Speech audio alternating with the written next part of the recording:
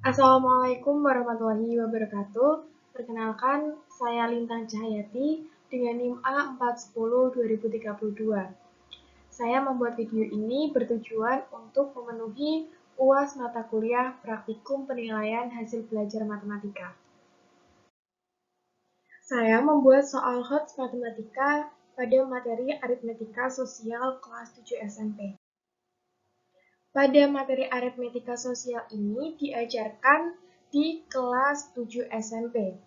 Aritmetika sosial merupakan aplikasi dari materi aljabar yang membahas mengenai perhitungan keuangan dan perdagangan dalam kehidupan sehari-hari.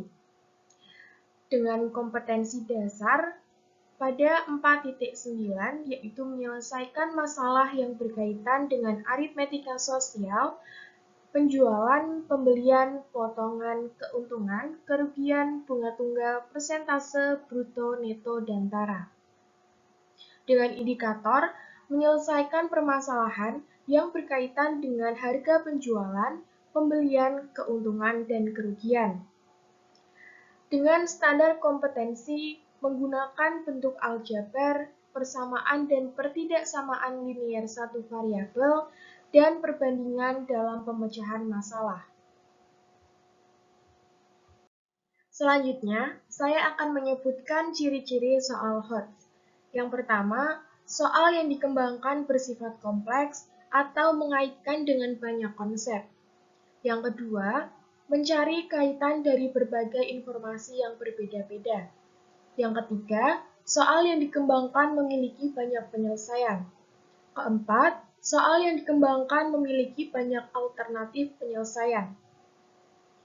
Yang kelima, soal yang dikembangkan menuntut siswa untuk berpikir kritis dalam menyelesaikannya. Keenam, soal yang dikembangkan menuntut siswa untuk berpikir kreatif dalam menyelesaikannya. Selanjutnya, saya akan menjelaskan mengapa soal-soal yang saya buat ini termasuk ke dalam kategori soal HOTS. Untuk soal yang pertama, karena di dalam soal yang pertama ini memuat konsep harga jual, beli, dan SPLDV, kemudian termasuk ke dalam soal kontekstual, dan pada soal nomor pertama ini termasuk ke dalam level kognitif menganalisis. Selanjutnya, untuk soal yang nomor 2, pada soal ini memuat konsep harga jual, beli, untung, dan SPLDV, kemudian termasuk ke dalam soal kontekstual, dan pada soal nomor 2 ini termasuk ke dalam soal level kognitif menganalisis. Selanjutnya yaitu soal yang ketiga. Pada soal yang ketiga ini memuat konsep harga jual, beli, dan untung. Kemudian, soal yang ketiga ini termasuk ke dalam soal kategori kontekstual dan dalam level kognitif menganalisis. Selanjutnya yaitu soal yang keempat. Pada soal yang keempat ini memuat konsep harga beli dan diskon, termasuk ke dalam soal kontekstual dan dalam level kognitif menganalisis. Yang terakhir yaitu soal nomor 5. Pada soal nomor 5 ini memuat konsep harga beli, voucher, diskon, dan untung. Kemudian soal nomor 5 ini termasuk ke dalam soal kontekstual dan dalam level kognitif menganalisis. Selanjutnya adalah bagian proses validasi ahli. Untuk yang pertama yaitu Ibu Ulfatina Diva SPD. Beliau merupakan guru matematika di MTS NU 1 Gringsing. Dan yang kedua yaitu Ibu Ima Famida SPD. Beliau merupakan guru matematika di SMP Negeri 1 Gringsing. Baik, di sini tertera bukti saya meminta izin kepada beliau untuk menjadi validator pada soal-soal yang telah saya buat. Kemudian pada analisis reliabilitas Interpreter Cohen-Kappa, kenapa saya menggunakan Cohen-Kappa? Karena saya menggunakan dua validator.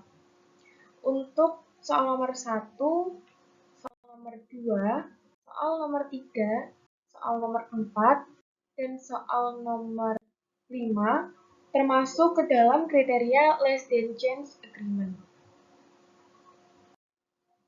Kemudian pada bagian uji validitas instrumen menggunakan eigenvalue, pada soal nomor 1, kemudian soal nomor 2, nomor 3, soal nomor 4, dan soal nomor 5 mayoritas termasuk ke dalam kategori kriteria validitas tinggi dan sedang. Selanjutnya yaitu uji pengguna.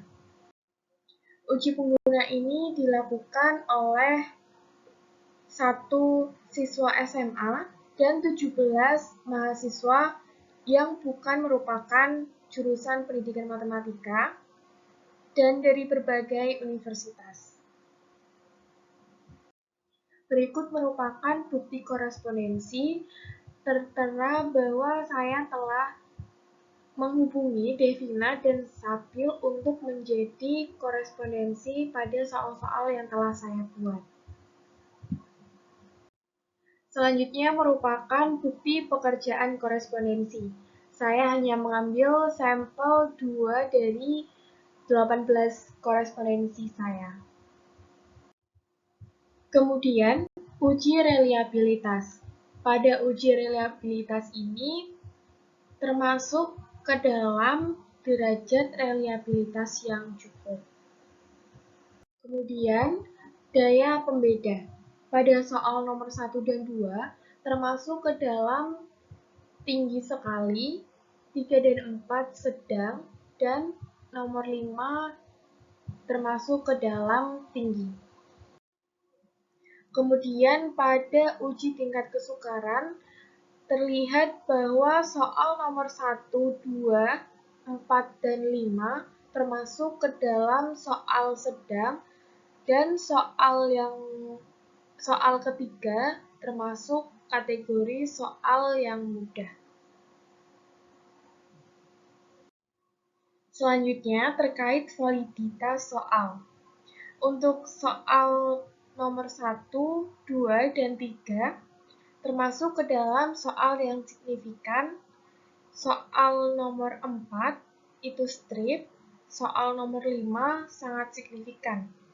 Dapat diartikan bahwa soal nomor 4 itu tidak dapat digunakan atau tidak valid.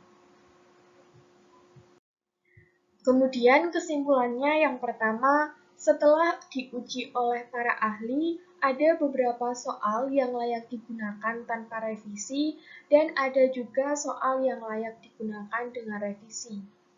Selanjutnya, pada uji analisis reliabilitas Iterator Cohen-Scappa, keseluruhan soal yang saya buat termasuk dalam kriteria less than chance agreement.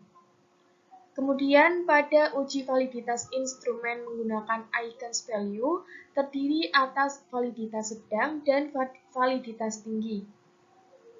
Kemudian, keseluruhan soal termasuk derajat reliabilitas yang cukup. Pada daya pembeda soal nomor 1 dan 2 termasuk ke dalam tinggi sekali, 3 dan 4 sedang, dan 5 tinggi. Kemudian tingkat kesukaran soal nomor 1, 2, 4, dan 5 termasuk ke dalam sedang dan 3 tergolong ke dalam mudah.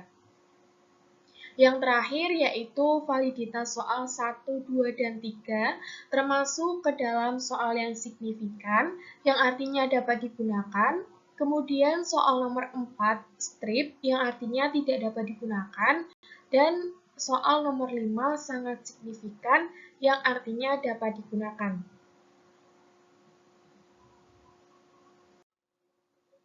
Sekian yang dapat saya sampaikan, kurang lebihnya saya mohon maaf. Wassalamualaikum warahmatullahi wabarakatuh.